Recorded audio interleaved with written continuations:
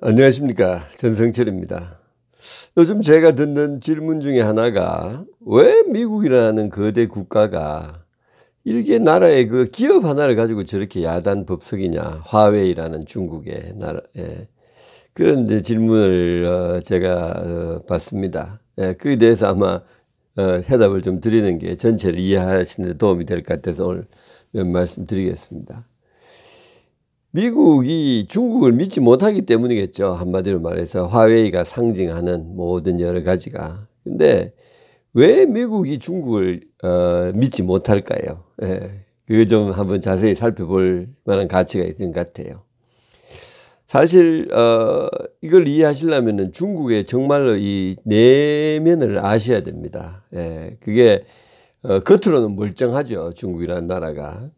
얼핏 보면은 굉장히 뭐 우리랑 별 차이가 없을 것 같은데 사실은 중국을 깊이 아시면은 이 미국이 왜 트럼프가 저렇게 야단 법석인가 하는 걸 좀 이해를 하시길 수 있을 거예요.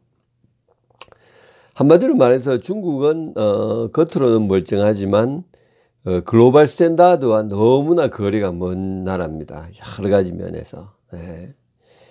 첫째로 뭐 제일 뭐 여러분 글로벌 스탠다드가 뭔지는 아시죠, 그죠?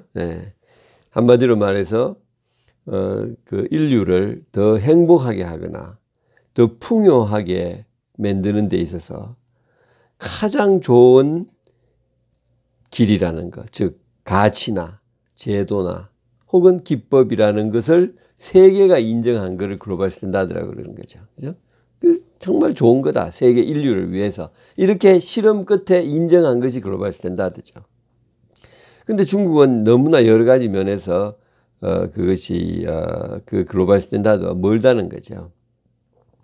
첫째로 중국은 독재 국가 아닙니까? 일종의 왕정이죠. 시진핑이 이런 식으로 가다가 나중에 자기 아들 왕으로 하자고 할 수도 있어요. 사실 왕조라는 게 그렇게 시작되는 거니까.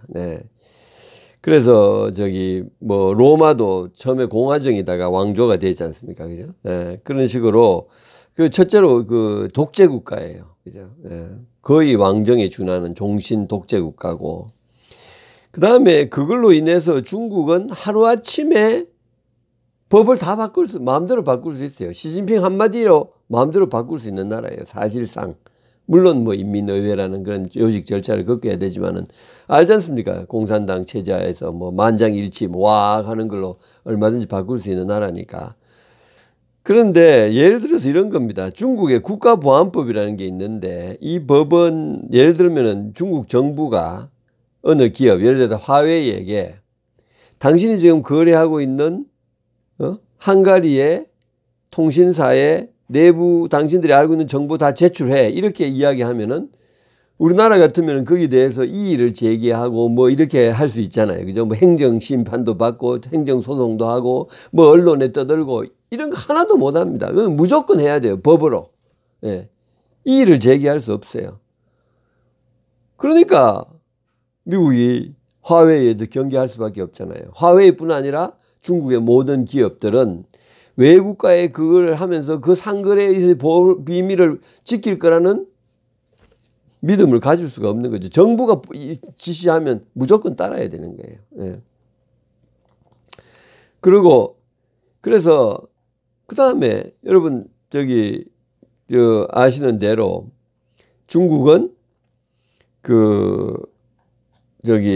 모든 국가의 모든 조금 무게가 있는 조직에 공산당원이 파견이 돼 있어요. 옛날에 우리도 독재 시절에 유신 시절에 각 기관에 IO라고 있었잖아요. 그죠? 소위 그 당시 국정원 정보부에서 나와가지고 다 해서 저 학교 다닐 때 우리 학교에도 IO가 와 있었거든요. 그러니까 다 보고하는데 미국은 중국은 그게 보편화돼 있어요. 국영기업, 뭐 민간기업도 마찬가지죠. 그렇게 해서 다 보고가 올라갑니다. 그래서 중요 결정은 CEO가 마음대로 할 수가 없는 그런 이제 시스템이죠. 그러니까 정말로 관의 힘이 얼마나 무시무시하다는 걸 이제 여러분들이 아실 것 같은데요. 근데 가장 중요하게는 중국에는 언론의 자유가 없어요. 예. 그 무슨 말이냐? 중국의 모든 언론은 국영입니다. 예.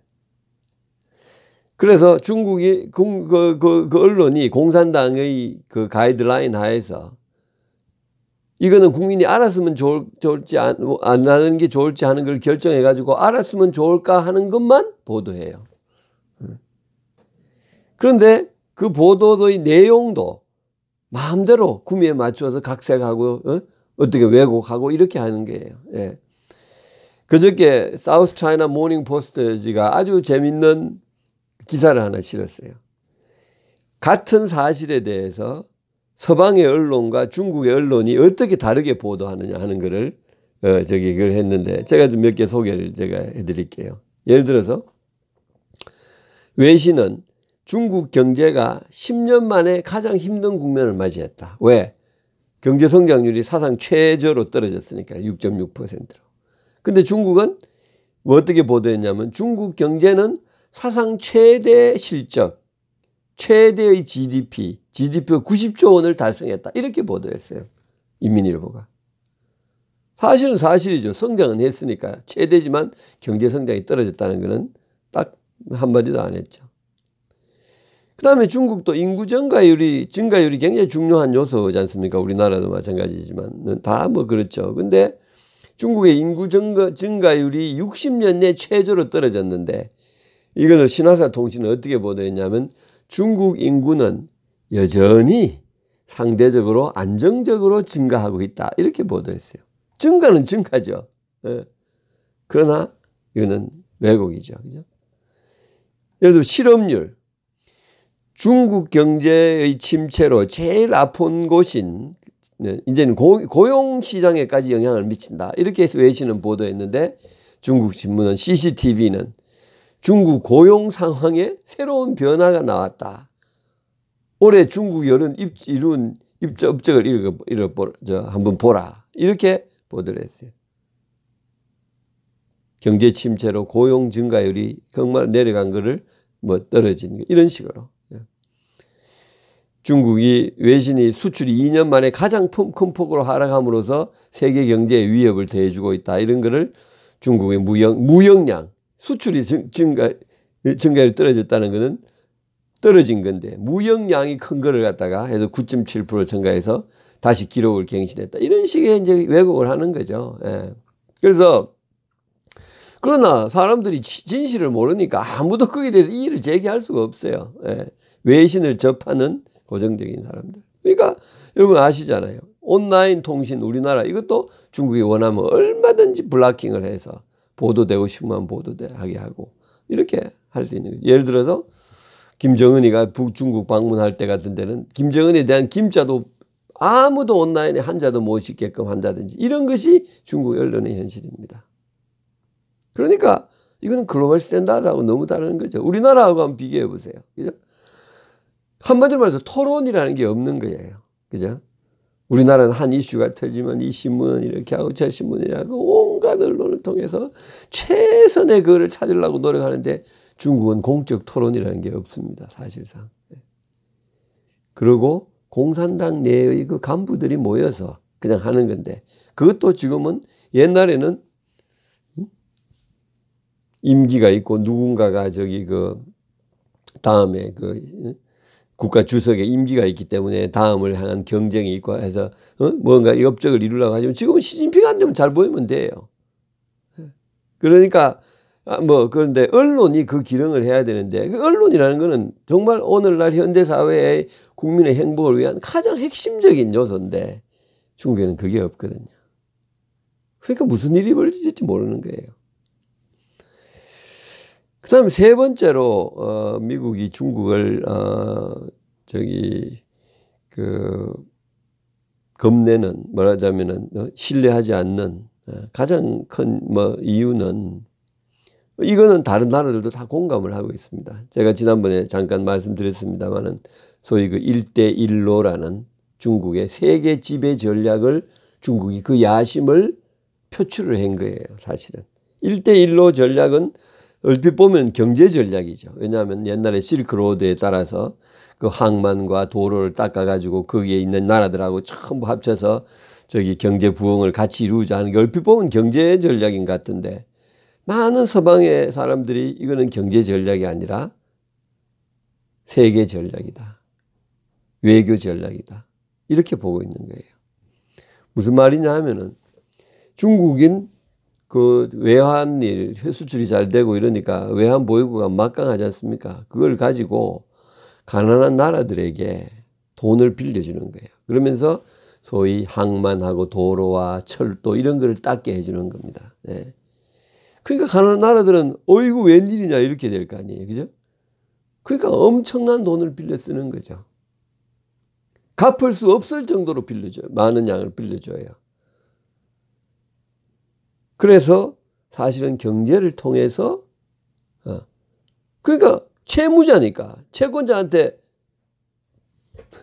까불지 못하잖아요. 꼼짝달싹 못하는 거죠. 그죠? 네. 그러니까 저기 이 말 듣게 한다는 거예요.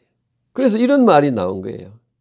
옛날에 유럽은 식민지를 공략할 때 그 나라를 침략했고 식민지를 만들 때 미국은 뭐 식민지라기보다도 종속 국가를 말 잘 듣는 국가를 유럽은 침략했고 미국은 정권을 바꾸었다. 친미적으로. 그러나 중국은 사버린다 이렇게 했어요. 채권자가 돼요. 채무자로 만들어버린다 이렇게 했어요. 그것이 대표적인 예가 최근에 스리랑카가 돈 빌린 걸 못 갚아서 결국은 항만을 갖다가 중국에다가 99년 임차를 해줬어요. 99년이라는 건 뭐 사실 평생 하는 거나 마찬가지잖아요. 항만을 사실상 뺏긴 거예요. 항만을 다른 나라가 중국 같은 나라가 갖고 있다고 한번 생각해 보세요. 그 힘이 어떨지. 그래서 지금 이제 그 몰디브 같은 나라가 있지 않습니까? 이거는 이제 저 인도양 그 중부에 있는 아주 그 전략적인 요충지죠. 중국에서 유럽으로 가는 아주 그 요충지에 있는 섬으로 된 나라인데 이 나라가 지금 중국에 지고 있는 부채가 무려 30억 불이라고 그래요. 이 30억 불은 이 나라 GDP의 3분의 2에 해당되는 돈이에요. 온갖 명목의 돈을 빌려줬어요. 이게 다 1대1로라는 그 프로젝트의 일환이죠.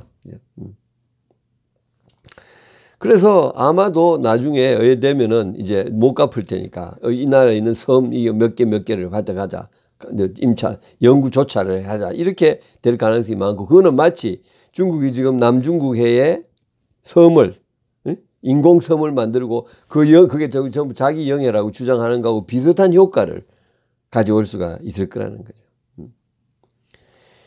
그게 참 이상하잖아요. 중국을 지금 구매력 평가력 기준으로 따져보면은 중국이라는 나라의 경제력이 아프리카의 보스와나 수준밖에 안 된다는 거죠. 네. 그런 나라가 이렇게 전 세계에 돈을 뿌리면서 다니니까 수억 불, 수십억 불 빌려주면서 하니까 세계가 이 저희가 뭐냐 하고 의심할 수가 없는 거죠. 할 수밖에 없는 거죠. 네. 그래서 지금 말레이시아가 저기 사람 신임 수상이 들어오고 나서 그 파이프라인 프로젝트 철도 200불짜리 철도 프로젝트를 취소를 했고 뭐 저기 파이프라인 프로젝트를 취소했고 200억 불짜리 그 철도 프로젝트는 재협상을 하자 이렇게 하고 파키스탄에서도 이걸 전면적으로 재고하고 있는 이런 지금 상황입니다.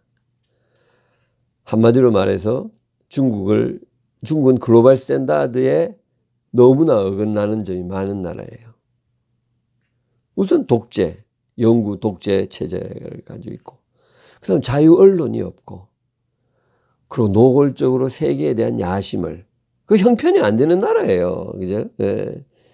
국민의 저기 평균에 그렇고 아직도 수많은 국내 문제를 갖고 있는 나라가 이렇게 그걸 하고 있다. 이런 것이 정말 사람들을 국가를 하여금 걱정을 하게 만드는 거죠. 그래서 중국을 신뢰할 수 없고 이것의 최초의 선봉에 서 있는 것이 말하면 화웨이의 기업가로서 그러니까 일단 그거를 때려잡자 하는 것이 지금 트럼프의 지금 전략이고 그래서 사실은 어떻게 얼핏 보면은 강국이 막 중국이라는 나라를 막 이렇게 좌지우지하려고 하는 것 같이 보이지만은 트럼프의 그 생각에 일리가 있다고 보는 시각도 세계적으로 많고, 그래서 유럽이, 독일이나 영국이나 이런 저기 지각 있는 나라들이 이 트럼프의 이 정책에 대해서 동조를 하고 있는 것입니다.